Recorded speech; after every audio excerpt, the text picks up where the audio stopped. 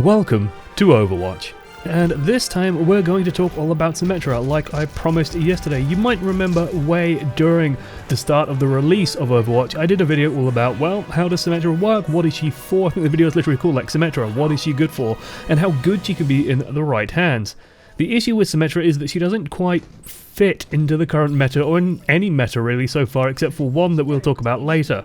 Blizzard said in their last update that the Indian beauty is going to be changed, throwing people into complete anarchy as everyone rushes to suggest how her abilities should be shifted and how things should possibly work. Now, in all of this, a lot of people suggest things that, well, don't quite fit. So let's start with some facts. Everyone loves facts. First things first, Symmetra has to remain as Symmetra. What the hell does that mean? It means that she has to stick to her core design. Somewhere in the Blizzard HQ is no doubt a big document detailing what the core design principles are for Symmetra. What's her theme, what makes her kit, what makes Symmetra into Symmetra. And if I had to guess, it contains words like shields, planning, building, setting up, constructed advantages, and the like. She's an architect by character law and very patient by design, and that kind of thing is actually a little bit more fiddly than you'd think to retcon. She's very methodical and likes to plan things out ahead of time. This is all building into that character design. Also, with the builder category being a thing and her and Torbjorn being the only two in it, she's probably going to remain a builder no matter what happens. She's also going to want to use shields, they're kind of her thing, and finally, a teleporter is probably going to be involved somewhere. Although part of me is concerned that it eats up way too much of her power in her kit, more on that later. One of the things that throws people off is that she is a support. Way back in the midst of time, her shields used to give, I believe in like the previous stuff, 75 shields, and then it was nerfed to 50 shields, and now it's down to 25 shields. It's been found at the highest level time and again that shifting people's base hit points around isn't a very good idea. Even 50 shields usually meant 1 or 2 more shots to finish someone off, and with the rate of healing being so high, or disengage being so reliable on characters like Genji, that they were tough to finish. Too tough, actually, to finish.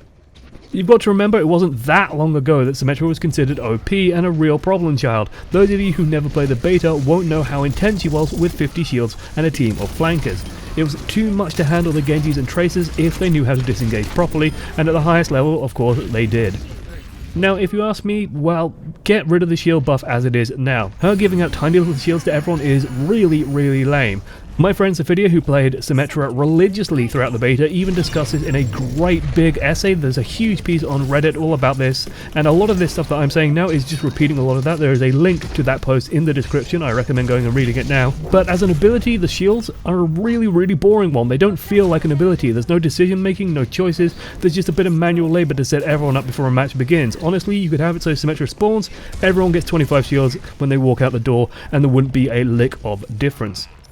But you don't want to remove shields being a thing in her kit. To me, the easy fix is to adopt something from another Blizzard game. Way back when, in the midst of time, World of Warcraft, there was a thing called Weakened Soul. It went alongside the pre-spell power word shield. What it did was it stopped someone getting another shield for a short period of time, meaning spamming shield willy-nilly was kind of pointless and you couldn't do it on everyone, but you were always free to provide shields.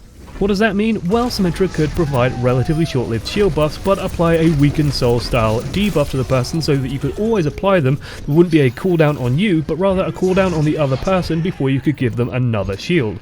But you cry, Zarya already does that. Well, yes, but Zenyatta and Mercy both heal people, for example. Symmetra can provide shield also, not barrier, and probably only provide about 75 or 100 extra durability for a few seconds before it perhaps burns down like a sound barrier shield does, meaning that, hey, these provided shields feel thematically similar. That's pretty cool. And if you're really feeling fancy and really want to give it a little bit of an extra kick, you could have the application of the shield purge Discord Orb or similar effects. This makes Symmetra feel supporty in her use of shields as she straddles defense and support. A lot of people do seem to get stuck on this fact. Far too many people do. It's always confused me. The split between the various categories isn't really set in stone and it's kind of arbitrary. Symmetra might and probably is a better fit in defense, sure. But support isn't an awful category for her either. She does provide support to the team. It doesn't change the fact that really you should only be using her on defense and she'd need some pretty radical changes to work on offense. And as such, her win rate on defense has to be, well, pretty goddamn good. She has to be justifiable to pick. Even during the developer discussion, Jeff mentioned her win rate as being fine. But what I want to highlight is, well, some anecdotal evidence, but it still feels like evidence nonetheless, is that I haven't seen a Symmetra in ranked in absolutely ages. In Season 2 I think I've seen her maybe twice. It's incredibly rare. Win rate really doesn't tell you much on its own just as a statistic. You need to know pick rate, win rate, and the ranks that she's being picked in and the win rates across the various ranks to really get a good healthy picture. So let's talk about what's wrong with Symmetra. Why doesn't she work at the higher level? Well, first she suffers a similar issue to Widowmaker. It's relatively easy to counterpick. Her defensive power is in her orb spam and her turrets, and the turrets can simply be countered by picking Winston and just spazzing around with your mouse. There go the turrets, no more use out of you. Don't get me wrong, they can be really great, they're a nightmare to deal with, especially on a character like Genji, but there's a lot of ways to deal with them, and some of them are so simplistic to get past that anyone can really do it. As a setup and prepare character, as in she takes a while to get going, it should be a bit harder to displace her, surely. Second is, well, as discussed before, her shields don't feel like they do much. Not too much to say on this. The 25 shield probably does more than people think, but it also suffers from a bizarre issue where, well, let's take a good player. Let's call him, I don't know, Jeff Goodman. And I pull that name completely out of the air, but I do believe there is a Jeff Goodman on the developer team. But let's call him Jeff Goodman anyway. Goodman is a great player. They know how to disengage and keep an eye on their own health. They drop to 25 hit points-ish, and then they'll start pulling back and getting out of the fight. They get healed up, and then get back into battle once more. This good player probably knows how to deal with Symmetra. Actually, in the current meta, considering she's never seen, they might not. But they certainly have the capacity to experience and manage against such a limited character design. That means Symmetra probably isn't going to be seen in his games, so the guy who can effectively make use of that increased base hit points isn't going to be getting them because no one's playing Symmetra, because the rest of her kit doesn't allow her to be picked. The guy who does need that extra survivability, let's call him Johnny Freshman, Mr. Freshman is probably not going to watch his health. Johnny doesn't know how to disengage. Johnny frequently rushes into a fight, gets caught out alone, and dies wondering, where the hell is everyone on my team? Johnny had an extra 25 shields, but it's pointless if he doesn't know how to disengage and make the most out of them. Next up, and as a builder this is always going to be true, but it feels like when Symmetra starts to lose, she's just done. GG, no re, basically. It takes so long to set up 6 turrets and a teleporter that once you've lost them, you might as well swap onto another hero. The ult is too situational to use on the final point of most maps, and she seems to suffer from, once dead, swap more than most heroes. This isn't a big worry, hero swapping is vital of course, but she seems to be the most dramatic and polarized version of this problem. Once you lose your telly and turrets, building them again just doesn't really feel like a viable thing to try and do. Now let's get to the Indian elephant in the room, the real issue, the teleporter. But before we get to that, let's talk about the concept of character power or power budget. So imagine if every character had, say, 100 points to spend. And these points give them things like damage output and health and various ability features and all that kind of stuff. Then let's take McCree as a relatively simple character. Well, he's got a bunch of points spent in his damage output and some on his fan ability and some on the ability to quickly reload and some on his stun. He's got like them spread all over the place. But it puts together his complete kit. He, like Junkrat for example, probably didn't spend too many points on his ultimate compared to the rest of his kit.